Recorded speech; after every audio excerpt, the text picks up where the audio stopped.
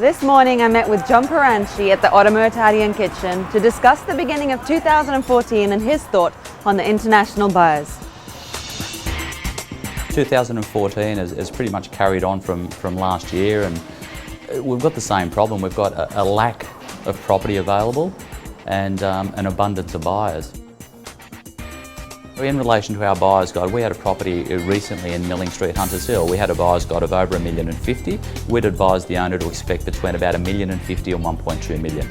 After the first week, we adjusted our buyer's guide to over 1.1. We had some offers. We also had some feedback. After the second week, we had so much interest in the property that we removed our buyer's guide. And what we were saying to the marketplace was that we're getting strong interest between 1.1 and 1.2. Our reserve was set in between those parameters of 1.1 and 1.2. The property sold for 1.37. Buyer's guides definitely help buyers.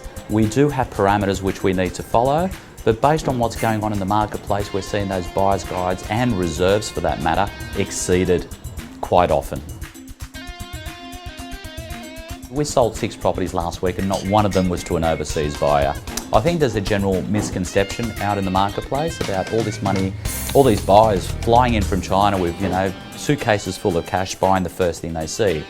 The reality is that there are guidelines about those buyers buying property in Australia. Firstly, they can only buy brand new properties or properties that have not been lived in. Okay, they can't go and buy a family home of 15 years without certain approvals. They have to go through the FIRB process, so Foreign Investment Review Board. And that takes 2 to 3 weeks at the moment. So they can't get off the plane today and buy a house tomorrow and leave. Unless, of course, it's brand new, like I mentioned earlier. Well, there's another visa called a Significant Investment Visa, and that is for properties in excess of $5 million.